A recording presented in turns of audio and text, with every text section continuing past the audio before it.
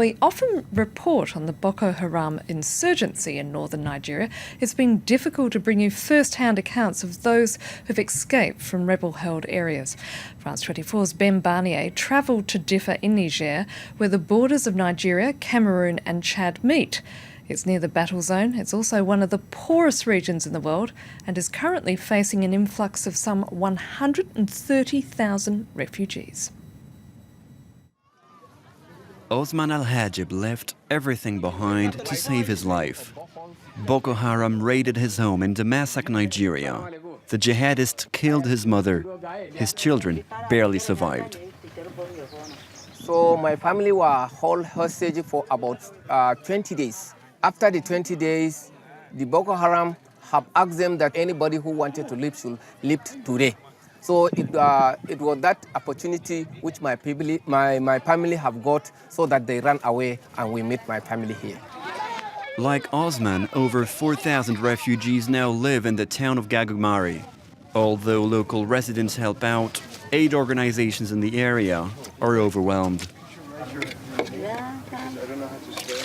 The town has a great problem of water. We have only 3 or 4 points where we are getting the water. So due to the high tick in populations, we have problem of water, as well as we have problem of hospital. According to the World Food Programme, Diffa, one of the poorest regions in the world, is now home to 130,000 refugees. Many of them arrive by foot on this track running parallel with the Nigerian border. It's the only way to reach the camp of Kabalawa. Aid workers only venture here escorted by the military. Many of the thousands of refugees living here fled the Lake Chad Islands, an area plagued by Boko Haram. The army of Niger is trying to recapture it. The army told us to leave. They said air raids were about to begin, that bombs would start falling. We were frightened, so we left as fast as possible. These women met here in exile. They now try and survive together. This is where we live for the time being. But we hope the situation will improve so that we can return to our islands, our home. Our livelihood comes from fishing, so our place is there. They all want to return home, but when? Meanwhile, frustration grows among the men of Kabalawa. We spend the entire day just waiting. There's nothing to do here, so we cannot earn any income. At least back on the islands, we had a job and could provide for our families. Not only do they suffer from the heat and hunger, but they also live in fear of terror attacks on their camp. Despite the military presence on site, camp manager Jazi Abdelkader says there might be Boko Haram militants hiding among the refugees. Well, it's a clear possibility that some people here might have links or even ties with Boko Haram. But since we don't have any proof to back this up, we can only assume this. In June 2015, a raid killed 38 civilians in the villages of Lamana and Ngumao. Gunfire can often be heard along the border with Nigeria.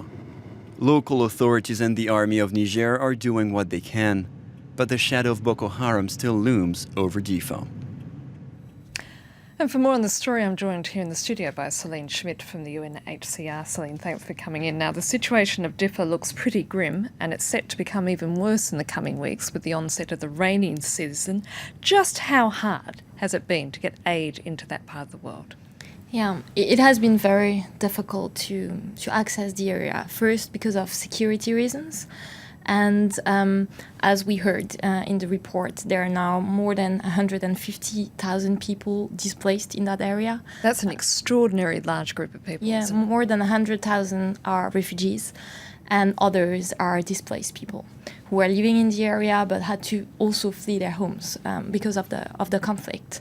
There has been a new attack in Damasak last week, and now again people are fleeing to Diffa. So over the past few days, some 2,500 people have fled to Diffa. More are coming every day, but because of the security reason, we have not yet been able to access the area and to bring some assistance. There are some NGOs able to go there, but our teams have not yet been there, and they hope to go there by the end of the week. Now, the violence has also impacted on trade in the area, with many fields not being planted, and that is set to impact on the local population as well as the refugees, I imagine. Yeah, the majority of the refugees are living with the host communities because they want to stay close to the border, because they want to go back home as soon as security allows.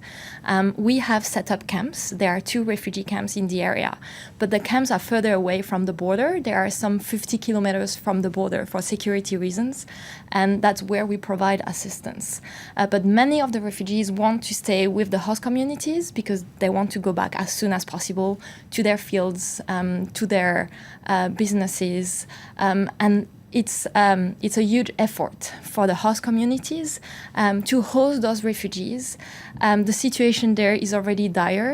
The food situation is dire, and now the host communities have also to host the refugees. How much coordination is there with the government as such, and certainly local government officials? Are they being helpful?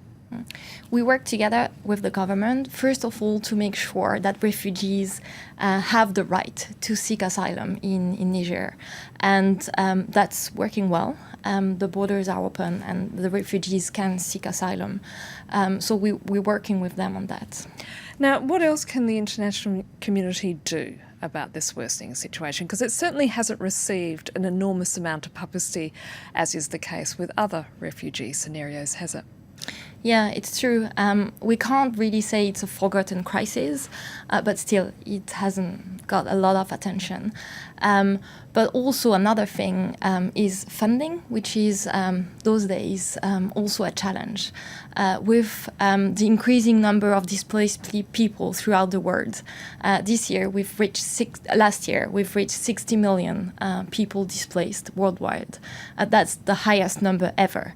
There is a multiplication of crises, of refugee crises, and therefore there is a problem of funding of the response, the humanitarian response for those crises. Because the Syrian situation is sort of bleeding a lot of resources, isn't it? Yeah. Now we've reached the number of 4 million Syrian refugees. The crisis continues. Thousands of people continue to flee every day in neighboring countries. But then when you go to the African continent, you also have a crisis in South Sudan. Burundians are fleeing to neighboring countries, so there are Burundian refugees fleeing every day as well to neighboring countries. Central African Republic is still a humanitarian crisis with thousands of refugees in neighboring countries, and this is one more crisis. And we're always appealing to the generosity of our donors to fund our assistance in those countries. Now, coming back to the situation in Diffa, you've got a massive influx of people from a variety of regions. Is there a danger of sort of intertribal violence as a result of this refugee situation? The people fleeing to that area, they live peacefully with the host communities. The problem, as I told you, is access to resources, because the situation there is already dire in terms of access to food. The area north of Nigeria was also an area where products were coming from, and also this has diminished now. So that could be a problem, and that could create tensions among the host communities and the refugees. Access to resources, including water as well, and health. Celine Schmidt from the UNHCR, thank you so much for coming in and talking to us. Thank you.